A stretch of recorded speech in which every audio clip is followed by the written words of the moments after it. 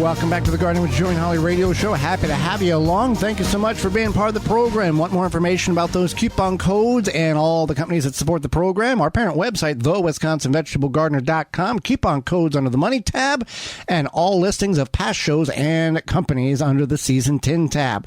Well, as summer is in full force in some places and knocking on the door on others, we need to discuss keeping your plants healthy during the heat as well as yourself. Yeah, summer is, I feel like it's getting warm around here, so you can do a few different things. One you can do is use shade cloth.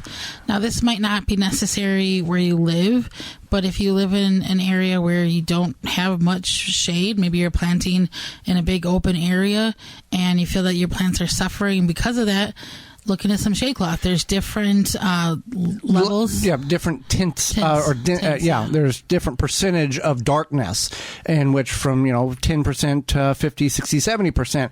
So essentially, it's kind of like sunglasses for your plants. Right. In the layman's of terms.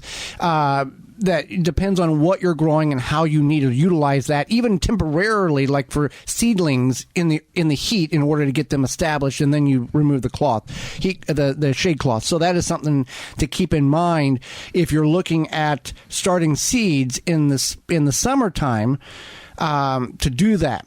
Now, like newly planted plants, to get them well established, you want to hydrate the soil, and then if necessary, put that shade cloth over top of it. One, to protect it from the sun's heat, and two, slow down the evaporation even if you are using mulch until they get established. So let's talk about mulch. Big surprise. Mulch has many purposes, but it can help keep your soil cooler than the ambient temp around, and this it helps keep the moisture water in the soil, and that will also keep your plants a little bit happier in the heat. If you really want to see how phenomenal mulch is, get your favorite mulch, whatever there is, wood chips, chemical-free seed, grass clippings, leaves, straw, shredded paper, and do an experiment. Do a 2 square foot area with around one plant with the mulch, and leave another, like tomatoes, and leave the other one bare. And water them normally, and on the hottest day that you can think of, take your digital meat thermometer, and stick in the ground, and you can see a tremendous difference of how much cooler that soil underneath that mulch is. The cooler the soil, the less stressed the plant, the happier and more productive that plant can and will be when it comes to the purpose of you growing it. Right. We don't grow plants to see how stressed out we can make them, and hopefully we get a little bit of we want as much as possible and make them as comfortable as possible. Mulch can do that. Additionally, with the stress level of the plant and the heat, we want to do our best to reduce the fungal diseases that these plants can get. And one being soil splashing up on the plants is a really high probability of the plants developing some kind of fungal disease, such as early blight on tomatoes.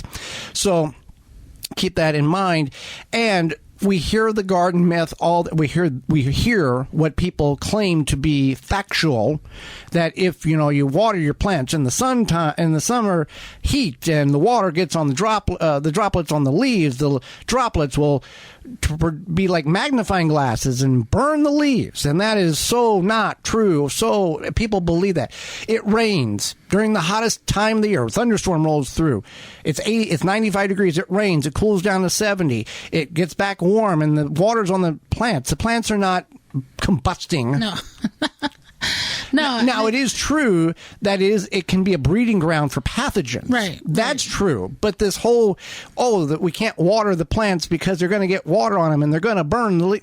I don't know who started this, and there is still reputable people in the industry that continues to preach that incorrect information. Right. Yeah. But we should talk about watering and the time of day. Oh, true. Yes. Yes, because there's more beneficial times of days for watering versus not, and so you want to water whether it be in the evening or in the morning. Now, if you can only water at 1 o'clock in the afternoon, then you need to water at 1 o'clock in the afternoon. We have a dripworks.com system, and it runs 3 times a day, 8 a.m., noon, and 5 for 20 minutes, and that works well for us. Another thing, you want to pause in the heat of the summer. When fertilizing. And pruning. Yeah. So during pruning or fertilizing, when those plants are stressed from hot temperatures, if you fertilize, it can encourage the plants to push out new growth sooner than what it should be doing.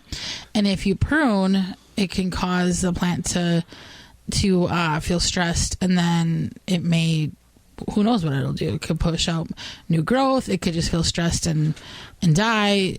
So if it's very, very warm out, you want to wait a couple days and then do those things such as pruning and fertilizing. And warm or hot is relevant to your particular area, whether you're in Atlanta, whether you're in Portland, whether you're in Boston, or somewhere in between. That's relevant to your particular area. Now, whenever you see plants react to the heat, it doesn't always mean it's a negative reaction. Meaning, corn, it can be hydrated, but you'll see the leaves of the corn curl. Squash plants, it can be hydrated, but you see them very wilted, like it looks like they're dying.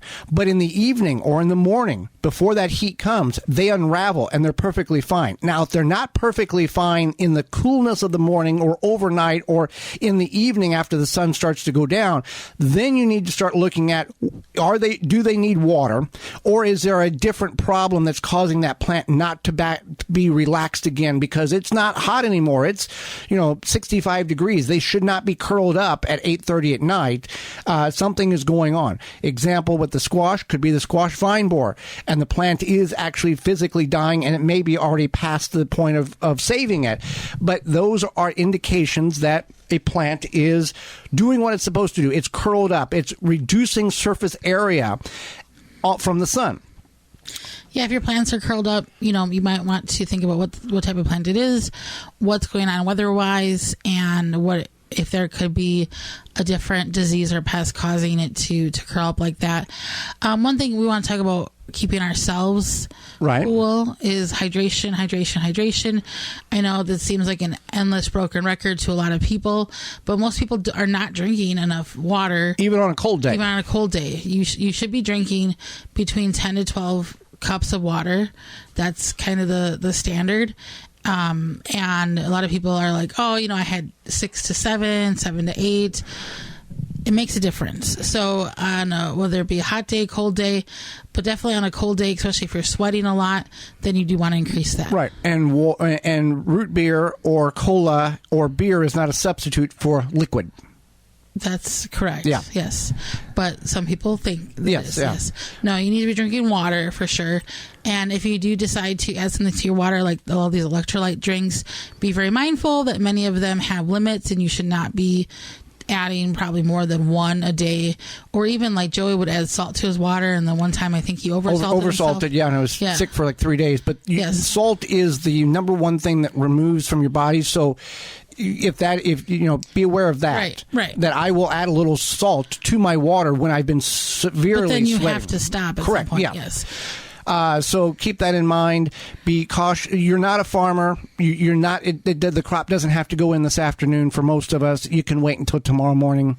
Take your time. Do a little, but do it often. Right. Another thing in which you can do is keep the mud, dirt, salt, sand out of your house, cabin, barn, or shed by American-made product. That is Crusher. Yes, Crusher is the durable outdoor shoe cleaner. It's a shoe brush station that is built with a weather-resistant steel frame and black UV powder-coated finish for year-round outdoor use. Easy to use. Just run your boot, shoe, what have you, with a few passes through the boot brushes to remove dirt, mud, and slush from any type of shoe. User-friendly design ensures trouble-free cleaning, saving you time and effort. They have many different models, but the original model is the original, and the one that most people find handy. You can easily put it by any door and use it frequently. If you use code NOMOREDIRT5, you can get 5% and free shipping at checkout with Crusher.com.